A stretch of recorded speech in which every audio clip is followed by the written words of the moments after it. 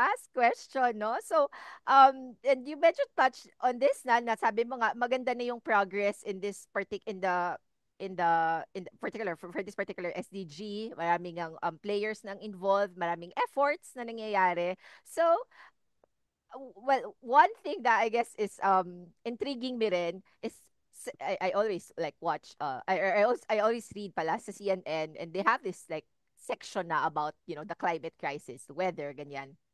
And the past few months, I've been reading articles. Mga scary yung forecast, ng climate scientists. Medyo Mm, nakakatakot siya about the Earth, na yung temperature talaga natin, we're gonna break through that 1.5 degrees Celsius na dapat mm, lang, parang gano'n, na dapat hindi tumaas doon yung i-increase ng temperature.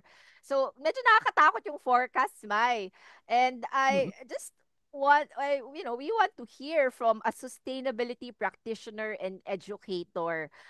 Ano yung nakikita mong future talaga ng Philippines or ng world, with all these movements and efforts being made for, Mm. achieving the SDGs?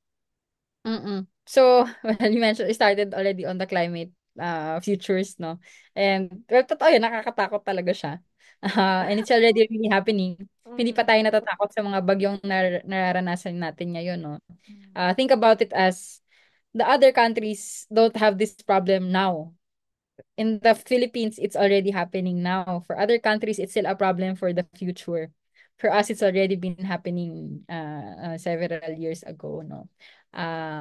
And your question is, what is our future? How do we really grapple with this, no?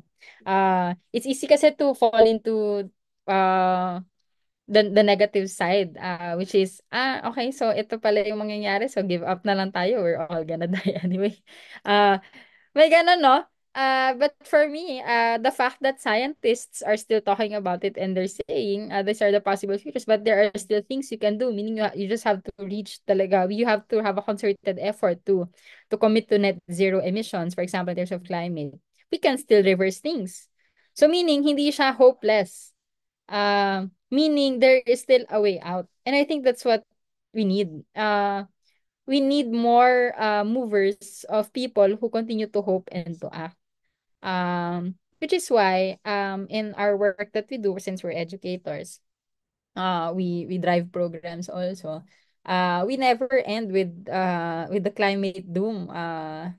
Because that's why we're here. Either we join that force, that negative force, or we do what we can. At the end of the day, we are just one person, but if we do things together, maybe we will stand a chance. So ngayon, in terms of ano bang pwedeng mangyari, it is all up to us eh.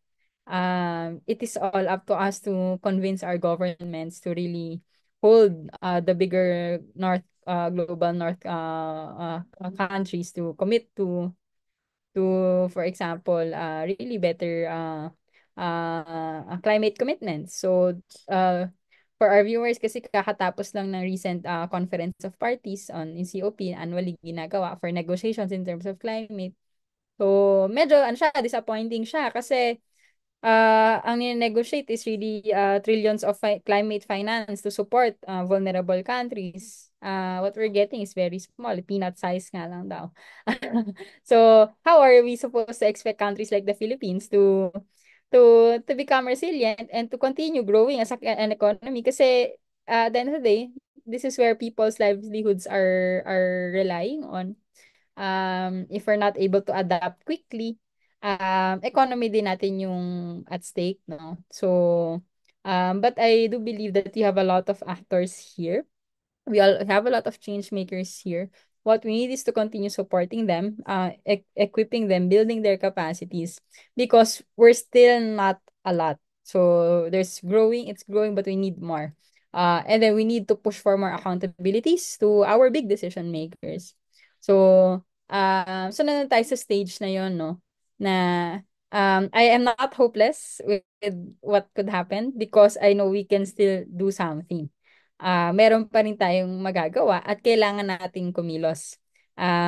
So, huwag magpadala masyado sa mga ah, sa mga climate doom, sa mga ano, kasi syempre, it will move you to in action.